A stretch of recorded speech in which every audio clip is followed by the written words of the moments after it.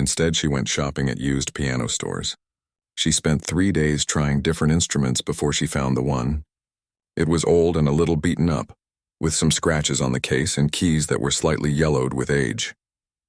But when she played it, the sound was warm and rich, with character that new pianos don't have.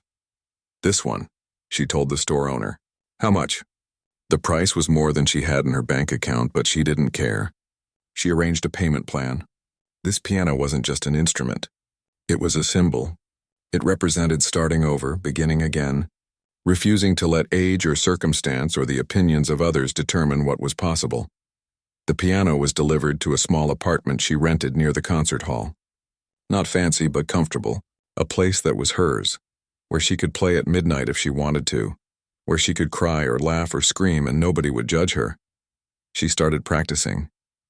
Not 8 hours a day like the young prodigies. Her hands couldn't handle that anymore, and besides, she had learned that there was more to life than music.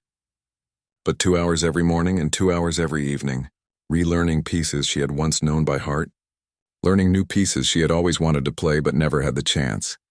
Her siblings called, all 3 of them within the same week. They had seen the videos, read the articles. They were proud, they said, amazed. Why had she never told them she could play like that? Margaret didn't have a good answer for that. Or maybe she did, but it was too complicated to explain over the phone. How do you tell someone that you love them so much you gave up your dreams? How do you tell someone that you spent 40 years not wanting them to feel guilty? How do you explain that sometimes love means staying silent? It doesn't matter now, she told them. What matters is that I get to play again, and you all get to have your own lives without worrying about me. That's all I ever wanted. The 2 months passed quickly. Margaret practiced and prepared, worked with the conductor and the orchestra, chose her pieces carefully. She decided to play a shorter program than the Rachmaninoff, something beautiful but less demanding. She was learning to pace herself, to recognize her limitations without letting them define her.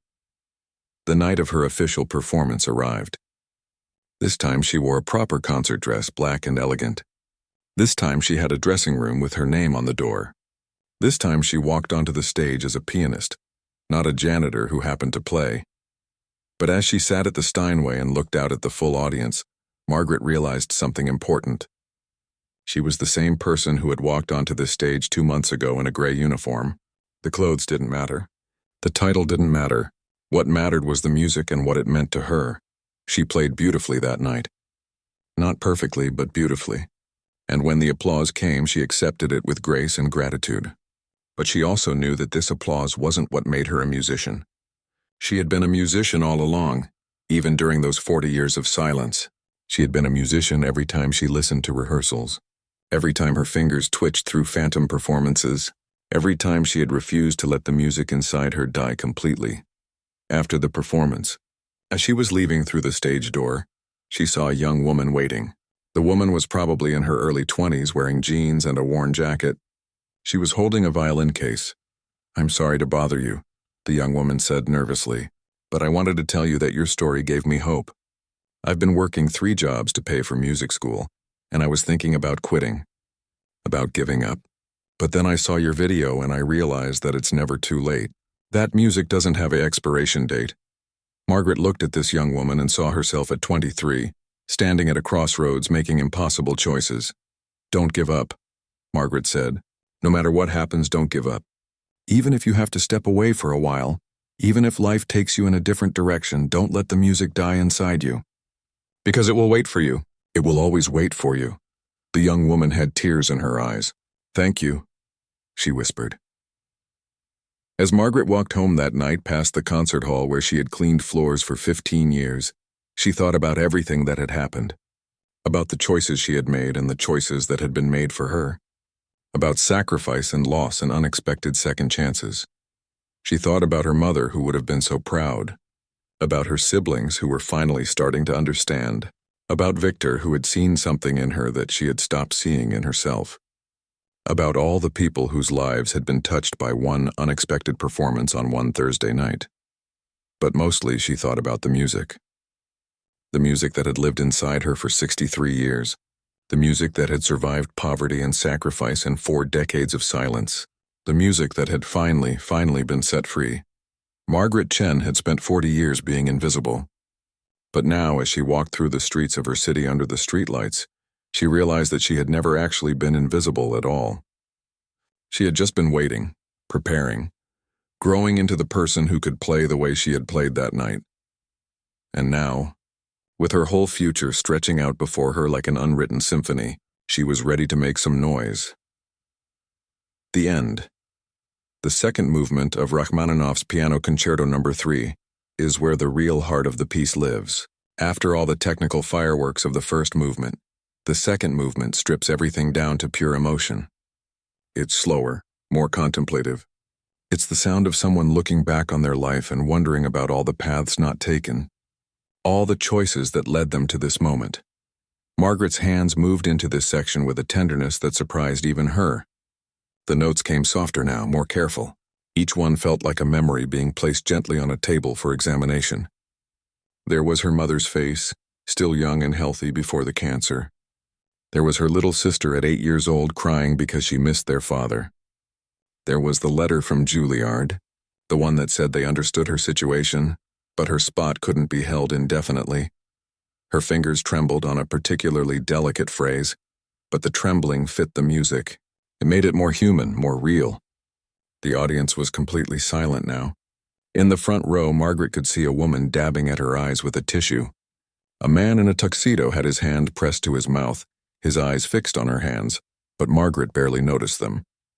She was somewhere else now, somewhere beyond the stage and the spotlight and the judgment.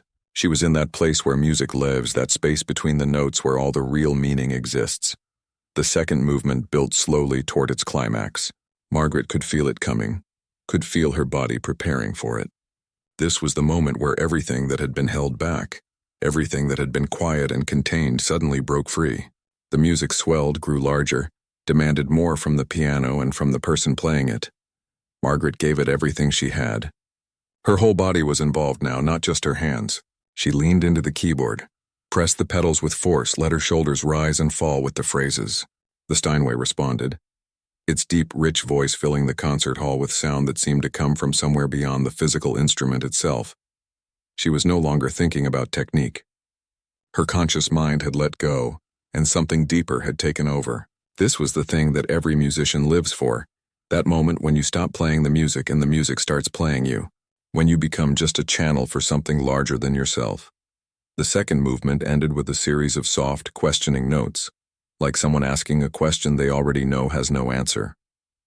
Margaret played them so quietly they were almost whispers, and yet somehow they reached every corner of the hall. The silence that followed them felt sacred. Then the third movement began. If the first movement was about climbing a mountain and the second was about looking back, the third movement was about fighting to survive. It's fast and aggressive and relentless. It's the sound of someone refusing to give up even when everything is against them. It's exhausting to play, demanding everything from your hands, your arms, your back, your mind. Young pianists have been known to collapse from the sheer physical exertion of performing it. Margaret was 63 years old. She had cleaned floors for 8 hours before coming to work tonight. Her hands were stiff and her back ached, and every rational part of her brain was screaming that she couldn't do this, shouldn't do this, needed to stop before she hurt herself or humiliated herself or both. But Margaret had spent 40 years surviving. She had survived her father's death and her mother's illness. She had survived working 3 jobs while raising 3 kids who weren't even her own children. She had survived the death of her dreams and the endless, grinding sameness of being invisible. She knew how to survive. Her hands flew across the keys. The fast passages that had terrified her during those 3 minutes of warm-up time now felt exhilarating. Yes, she missed some notes. Yes, her fingers weren't as fast as they used to be, but there was a ferocity in her playing that more than made up for the technical imperfections. She was playing like someone who had been silent for too long and finally had something to say. The third movement has a section about halfway through where both hands have to play impossibly fast runs in opposite directions. It's a moment that separates the good pianists from the great ones. Many performers simplify this section slightly, hoping the audience won't notice. It's the smart thing to do, especially if you haven't played in 40 years. Margaret didn't simplify it. She attacked it head-on, her hands racing up and down the keyboard in opposite directions, meeting in the middle for a crashing chord, then flying apart again. Her fingers tangled on one run and she had to recover quickly, but she did recover. pushing through the mistake and into the next phrase without stopping. In the wings, Victor was standing with his hands pressed together in front of his face like he was praying. The other judges had gathered around him, watching in stunned silence. The woman in the red dress had tears streaming down her face, though she seemed unaware of them. The young pianist who had collapsed earlier was standing now, leaning against the wall, watching Margaret with an expression of pure awe. The stage manager stood with his headset hanging loosely around his neck, forgotten. He had been working in concert halls for 30 years and thought he had seen everything. He had never seen anything like this. In the audience, people had stopped being critics and judges and sophisticated music lovers. They were just human beings, watching another human being pour her entire soul out through a piano. The mayor was crying. The film people from Hollywood were filming on their phones, desperate to capture this moment. The music critics were not taking notes. They were just listening, their professional detachment completely shattered. Margaret reached the climax of the third movement, the part where the piano sounds less like a musical instrument and more like thunder, like an earthquake, like the whole world breaking open. Her hands crashed down on the keys with a force that sent vibrations through the stage floor. The Steinway roared, every string singing at once, filling the hall with sound so powerful it was almost physical. This was it. This was everything. Every tear she had never cried. Every scream she had held back. Every moment of frustration and loss and sacrifice. Every time she had stood next to this piano at midnight, her fingers twitching through phantom performances. All of it was pouring out now, impossible to contain, impossible to control. The music demanded more, and she gave it more. Her hands were burning, her shoulders screaming, her back telling her to stop, stop, stop. But she couldn't stop. Not now. Not when she was so close. Not when she had finally, after 40 years, found her voice again. The final section of the piece is actually a repetition of the opening theme, but transformed. What started as simple and quiet comes back triumphant and loud. It's the same melody, but now it knows things. Now it has survived things. Now it understands what it costs to keep going when everything tells you to quit. Margaret played this section with everything she had left. Her whole body was involved now, swaying, leaning, pressing. The piano was no longer a separate thing. She and the Steinway had become one instrument, one voice, one desperate, beautiful act of defiance against silence. The final chord was coming. She could see it approaching like a wave. The entire piece had been building to this moment. One last massive chord that uses almost every note on the piano at once. It's meant to sound like resolution and victory and exhaustion all at the same time. Margaret lifted her hands high above the keyboard. For a split second, she hung there, suspended. This was it. After this, she would be just a janitor again. Just an invisible old woman in a gray uniform. But right now, right in this moment, she was a pianist. She was an artist. She was someone who mattered. She brought her hands down with every ounce of strength she had left. The chord exploded through the hall. Every string in the piano was vibrating. The sound was so big it seemed to take up all the space in the room, seemed to push against the walls and ceiling. It rolled over the audience like a physical force, and then it was over. Margaret sat at the piano, her hands still on the keys, her chest heaving. She could feel sweat running down her back, could feel her heart hammering so hard she thought it might break through her ribs. Her hands were shaking uncontrollably now, the adrenaline leaving her system all at once. The silence that followed was complete. Not a single person in the audience moved. Not a cough, not a rustle, not a whisper. Just absolute, total silence. Margaret didn't know what to do. She had no idea what was supposed to happen next. Should she stand up? Should she bow? Should she run off the stage? She lifted her hands from the keys and placed them in her lap. She could see them trembling. These hands that had scrubbed so many floors, that had folded so many towels, that had served so many years in silence. They had just played Rachmaninoff's Piano Concerto No. 3. They had just done the impossible. The silence stretched on. 3 seconds, 4, 5. Margaret started to stand, assuming this meant she had failed. That the audience was too shocked or too disappointed to respond. That her playing had been so bad that nobody knew what to say. And then someone started clapping. It was Victor. Standing in the wings, his old hands coming together in steady rhythmic applause. The sound echoed in the silent hall. Then someone in the audience stood up. Margaret couldn't see who it was through the spotlight, but she heard the chair creak. And then that person started clapping too. Another person stood. Then another. Then a whole row.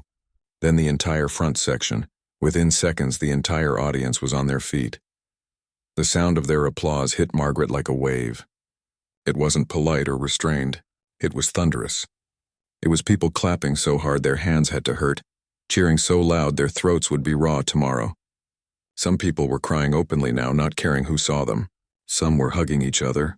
Some were just standing there with their hands pressed to their hearts, too overwhelmed to even clap.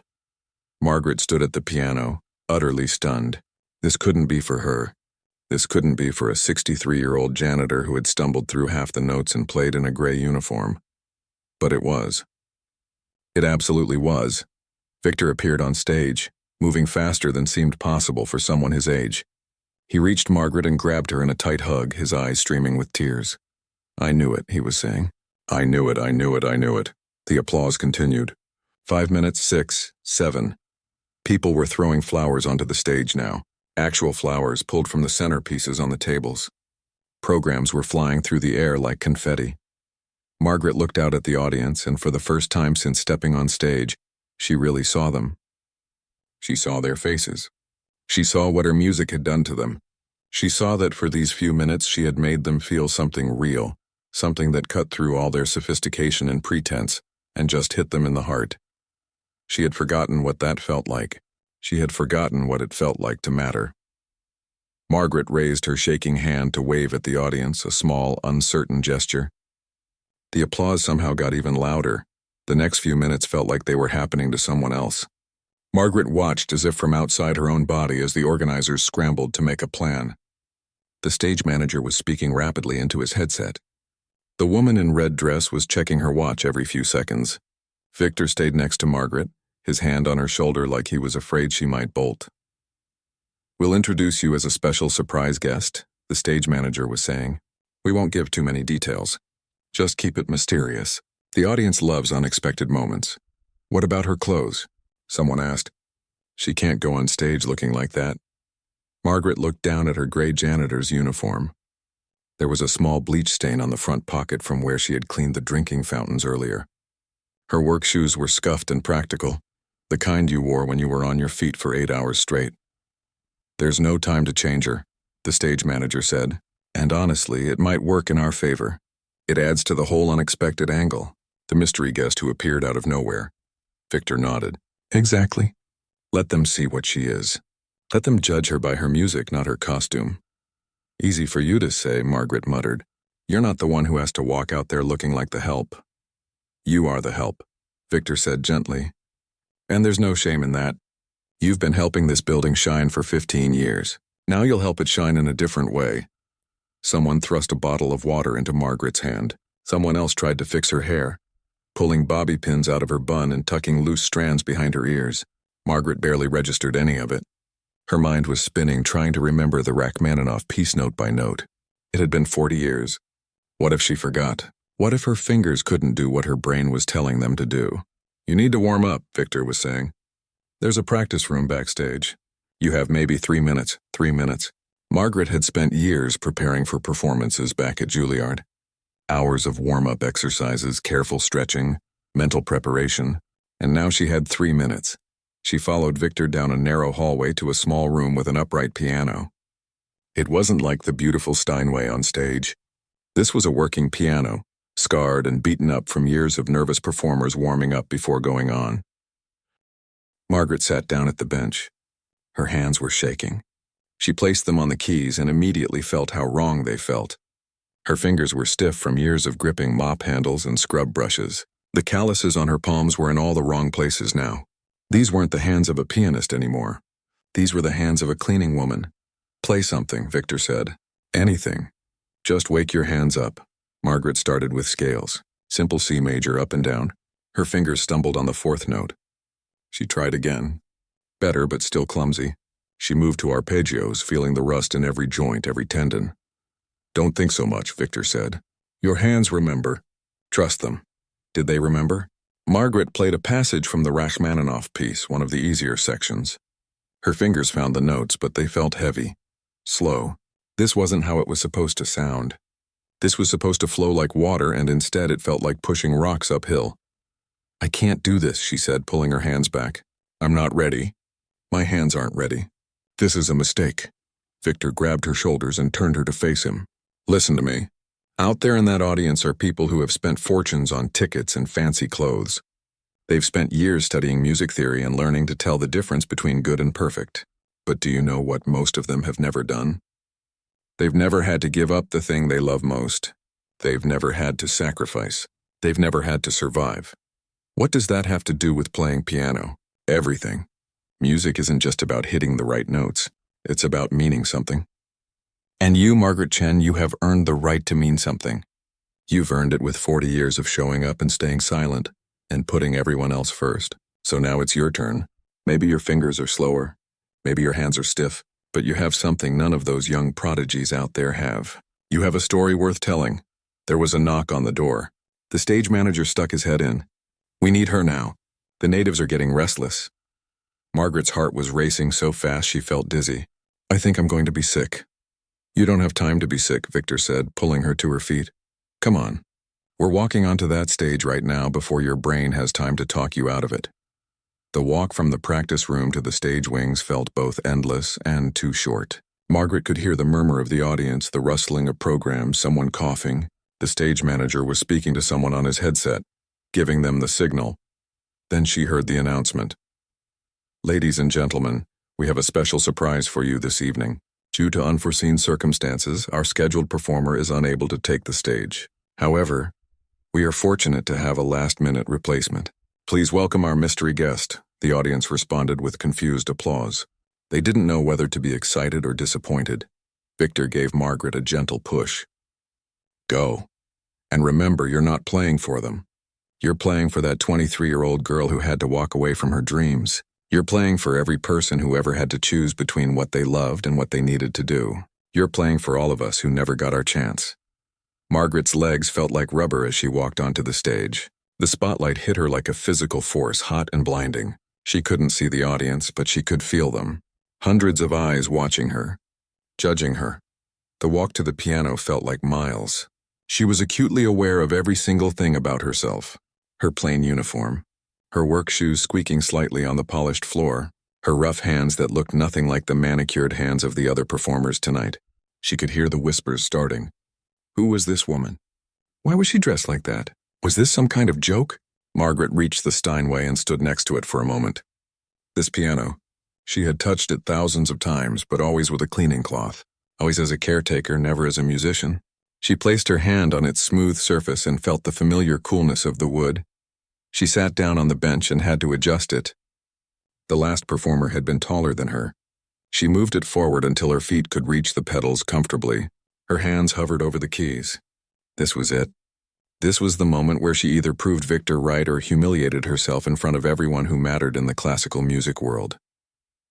The audience was getting quieter now, waiting. Some people were leaning forward in their seats, curious despite themselves. Others were checking their phones, probably tweeting about the weird janitor who had wandered onto the stage. Margaret closed her eyes and took a deep breath. She thought about her mother, lying in that hospital bed, holding Margaret's hand and telling her she was sorry. Sorry for being sick. Sorry for ruining Margaret's future. Margaret had told her mother the same thing she had told herself every day for the past 40 years. It's okay. It doesn't matter. Music isn't everything, but that was a lie. Music was everything. And maybe it was time to stop lying. Margaret opened her eyes and placed her fingers on the keys. The opening of Rachmaninoff's Piano Concerto No. 3 is deceptively simple. Just a few notes, quiet and contemplative. But those few notes set the tone for everything that follows. They have to be perfect. They have to promise the listener that something extraordinary is about to happen. Margaret played the first note. It came out weak, tentative. She could hear the disappointment in the audience, the shift in their seats. Of course, this was what they expected. An old cleaning woman who thought she could play piano. How embarrassing. She played the second note. Still uncertain, the third note. Her finger slipped slightly, hitting the key at a wrong angle.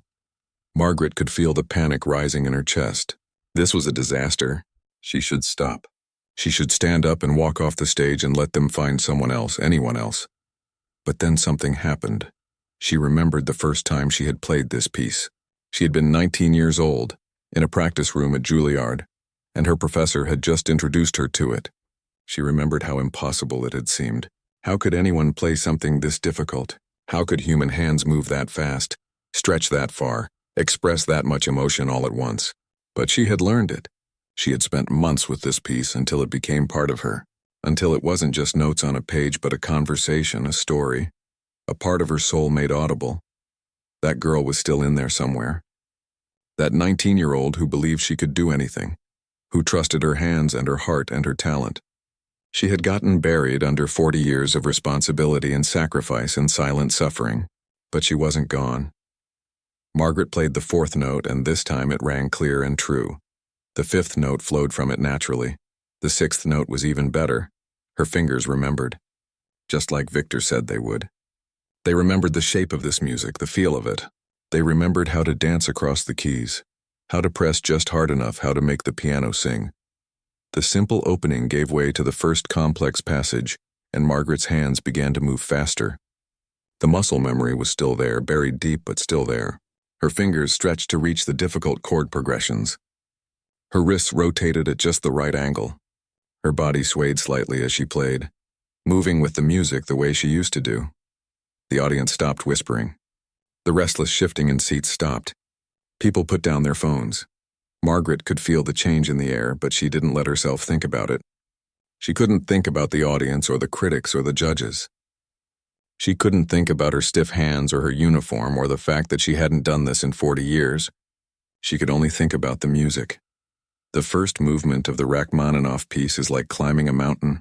It starts gentle, almost peaceful, but it builds and builds until you're fighting your way up steep cliffs, grabbing onto rocks, pushing yourself beyond what you thought possible. And then just when you think you can't go any higher, you reach a summit and the view takes your breath away. Margaret was climbing that mountain now. Her hands were moving across the keys in patterns that felt both foreign and familiar. Sometimes she stumbled. Sometimes her fingers didn't quite reach fast enough. But she kept going, driven by something deeper than technique, deeper than practice. She was driven by 40 years of silence that needed to break. 40 years of music that needed to be released, and slowly the piano began to respond. It began to give her what she was asking for. The notes began to flow together, to build on each other, to create something that was more than just sound. It was becoming music. The next evening, Thursday, Margaret arrived at work to find the concert hall buzzing with activity. She had never seen it like this before. Camera crews were setting up equipment in the lobby. Men in expensive suits were talking in clusters, checking their phones and looking important. Women in evening gowns were already arriving, even though the competition wasn't supposed to start for another 2 hours. Margaret kept her head down and made her way to the janitor's closet. She had learned over the years how to move through crowds without being noticed. Step carefully, don't make eye contact, pretend you're not really there. Her supervisor, a tired woman named Mrs. Patterson, grabbed her arm as she was getting her supplies. Margaret, listen. Tonight's a big deal, huge. We've got critics here from New York, London, Paris, the mayor's coming. Some Hollywood people too, I heard. So stay out of sight, okay? Do your work in the back areas. Don't go near the main hall until after everything's over. Margaret nodded. This was fine with her. She had no desire to be around all those fancy people anyway. She spent the first few hours cleaning the administrative offices upstairs, but she could hear the music drifting up through the vents. The competition had started. One after another, young pianists took the stage and played their hearts out. Some were brilliant. Some were just okay. Margaret could tell the difference even from 2 floors away. Around 9 o'clock, she was wiping down the mirrors in the upstairs bathroom when she heard a commotion below. Raised voices. Someone shouting. Then the music stopped abruptly. Margaret's curiosity got the better of her. She put down her cleaning supplies and crept toward the back staircase that led down to the backstage area. She knew she shouldn't. Mrs. Patterson had been clear, but something in those voices sounded urgent, almost panicked. When she reached the bottom of the stairs, she pressed herself against the wall and peeked around the corner. The backstage area was chaos. At least 20 people were crowded around someone sitting on the floor. A young man, probably in his early 20s, was hyperventilating into a paper bag. His face was pale and covered in sweat. "Someone call an ambulance," a woman in a red dress was saying. No, he doesn't need an ambulance," another man argued. "It's a panic attack. He's had them before. He just needs to calm down. But he's supposed to play in 15 minutes. He's the finale. The whole evening ends with him. Margaret recognized the young man now. His picture had been all over the promotional materials for the competition. Chen Wei. No relation to her, though they shared the same last name. He was the favorite to win, a 22-year-old from Shanghai who had already won competitions in Beijing and Vienna. The critics were calling him the next great pianist of his generation, and he was falling apart on the floor, unable to breathe properly, his hands shaking so badly he could barely hold the paper bag. The organizers were arguing now about what to do. Cancel the finale? Have one of the other contestants play again? Make an announcement and send everyone home? We can't cancel, a short man with glasses was saying. Do you know how many important people are out there? We'll be a laughingstock. The sponsors will pull their funding. Well, what do you suggest? We can't force the boy to play. Look at him. Margaret had been in enough emergency rooms with her mother to recognize what she was seeing. The young man was having a full-blown panic attack, probably brought on by the pressure of the competition. He would need at least an hour to calm down, maybe longer, and even then his hands would be too shaky to play something as demanding as what he had planned. She should leave. This wasn't her business. She was just the janitor. But then she found herself stepping forward, carrying a bottle of water from her cleaning cart. The crowd was so focused on their argument that nobody noticed her until she was right next to the young pianist. Here, she said softly, holding out the water. Small sips. It'll help. The young man looked up at her with terrified eyes. He took the water with trembling hands. That's when someone grabbed Margaret's wrist. She turned to find an elderly man looking at her with intense dark eyes. He had to be at least 80, with white hair and a face full of wrinkles that suggested he had spent a lifetime squinting at musical scores. He was wearing a tuxedo and had some kind of official badge pinned to his lapel. You, he said, still holding her wrist. His accent was thick, Eastern European maybe. I've seen you. Margaret tried to pull her hand back. I'm sorry, I was just trying to help. I'll go now. But he didn't let go. Instead, he turned her hand over, looking at it closely, her rough red hand with its calluses and cuts. During the rehearsals, he continued, yesterday and the day before, you were cleaning the brass railings in the upper balcony. I noticed you because your fingers were moving. Margaret's heart started to pound. I don't know what you mean. Yes, you do. His grip was surprisingly strong for someone so old. You were watching the rehearsals, and your fingers were playing along with the music, perfectly. Every note, every phrase. I watched you for 10 minutes. You never missed a single note. The other organizers were starting to pay attention now. The woman in the red dress looked annoyed. Victor, what are you doing? We have a crisis here. The old man, Victor, ignored her. You play piano, he said to Margaret. It wasn't a question. Margaret shook her head. No, I mean I used to, but that was a long time ago. I'm just a janitor. How long ago? 40 years. And where did you study? Margaret didn't want to answer.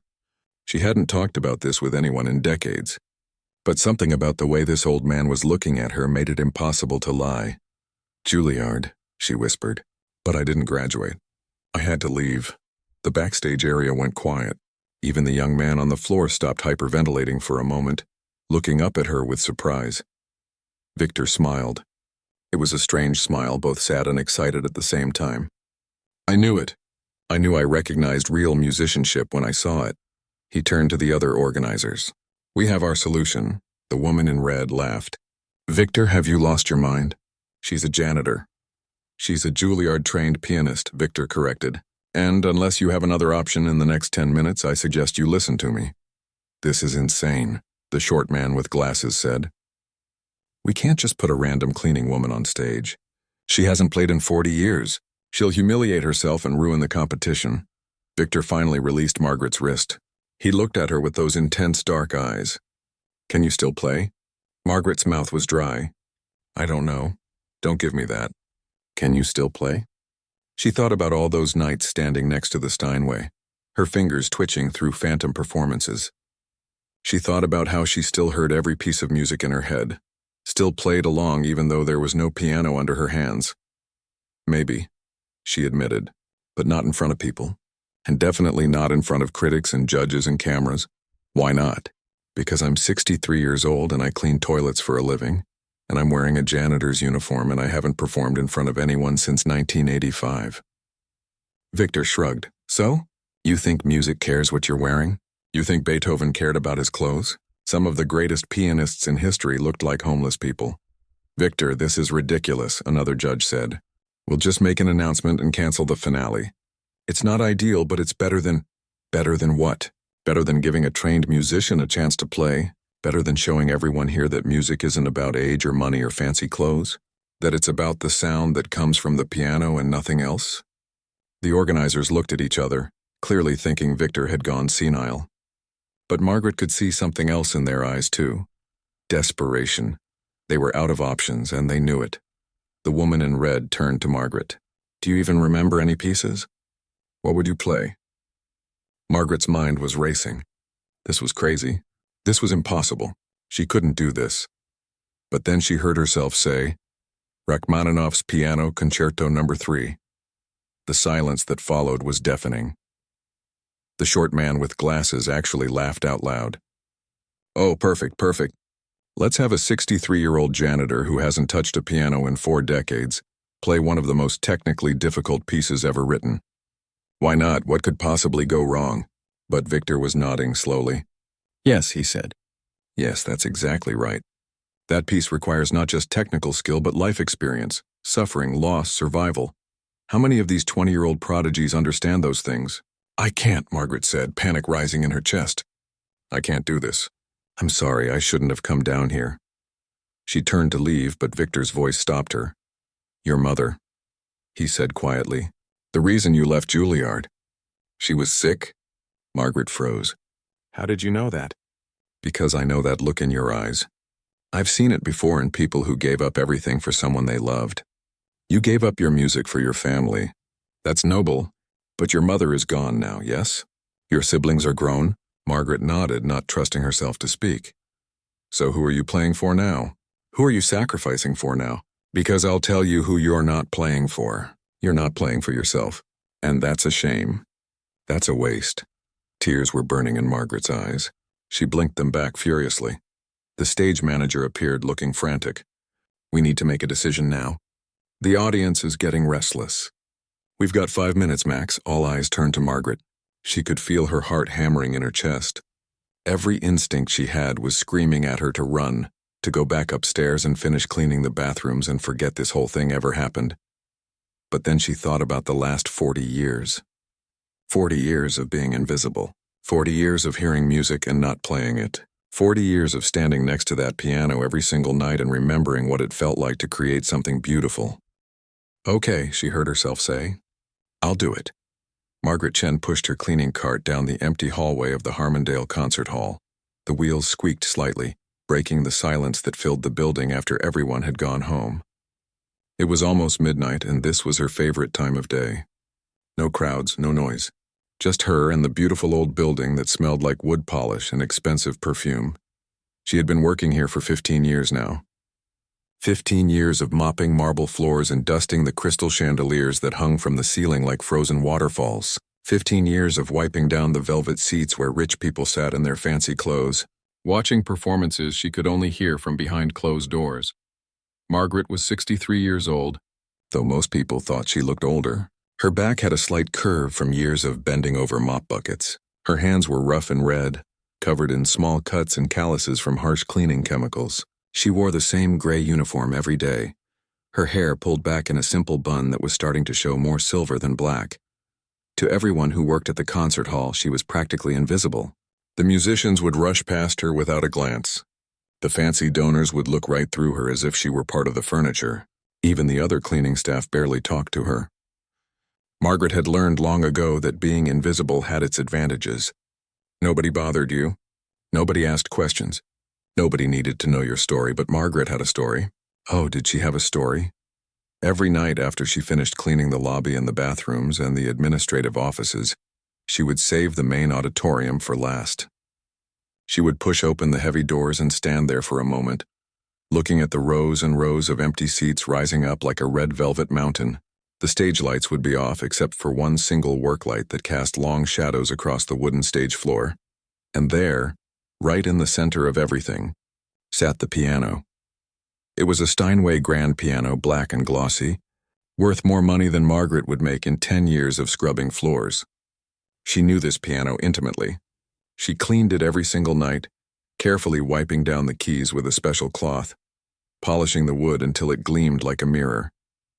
She knew every scratch on its surface, every tiny imperfection in the finish. Sometimes, when she was certain she was completely alone, Margaret would stand next to the piano and just look at it. Her fingers would twitch at her sides, moving in patterns that she couldn't control. It was like her hands remembered something that the rest of her had tried very hard to forget.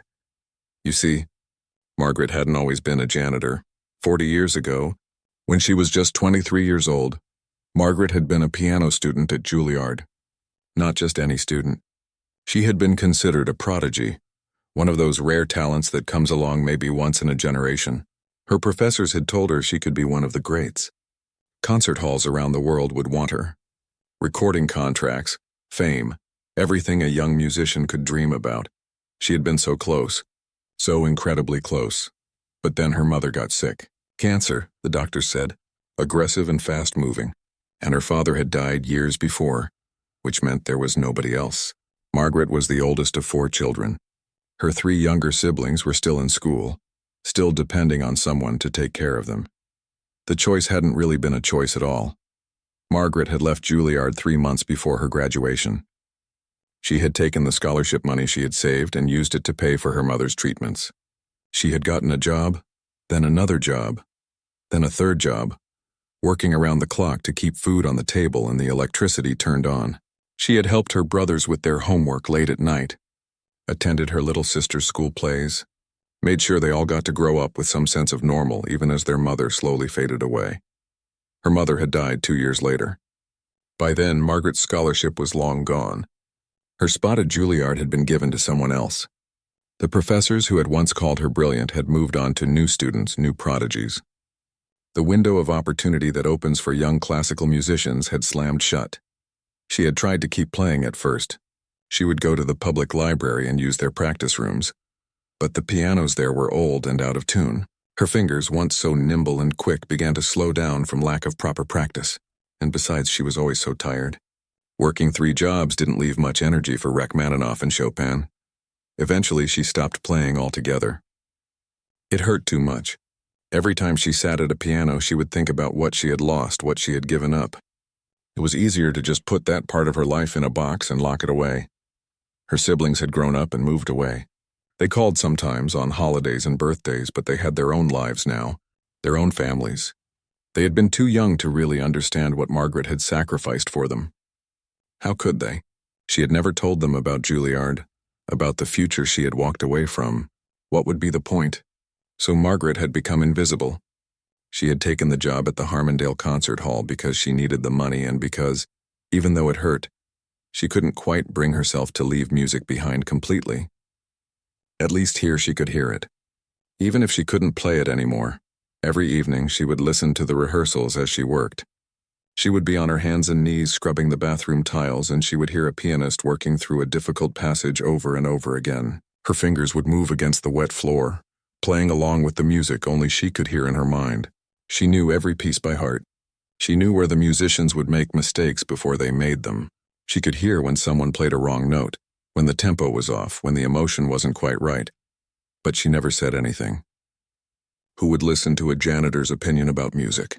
Tonight, as Margaret pushed her cart toward the stage, she noticed something different. Usually, by this time, the building was completely empty, but she could hear voices coming from backstage. Lots of voices, urgent and worried. She checked her watch. There was a big competition starting tomorrow, some kind of international piano competition that had been advertised all over the building for months. Young pianists from around the world competing for prizes and prestige. The rehearsals had been going on all week. Margaret figured someone must have forgotten something and come back to get it. She decided to clean the lobby bathrooms first and give them time to leave. The last thing she wanted was to get in anyone's way. But as she turned her cart around, she heard something that made her stop. It was a piano.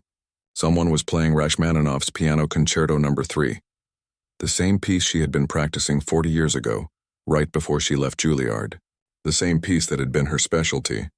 The one her professor said she played better than anyone they had ever heard.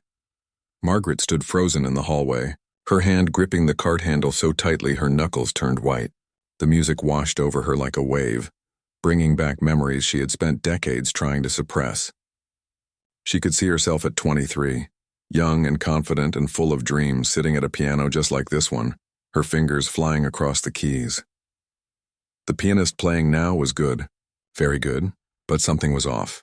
The technical skill was there, but the emotion wasn't quite right. It was too perfect, too controlled. Rachmaninoff needed passion. Needed someone who understood suffering and loss and the kind of hope that comes from surviving impossible things. Margaret knew about all of those things. She stood there listening until the music stopped, until the voices backstage faded away, and the building fell silent again. Then she took a deep breath, pushed her cart forward, and went back to being invisible. Tomorrow would be just another day. Another day of cleaning and being ignored and pretending that the music didn't tear her heart in two every single time she heard it. At least, that's what she thought.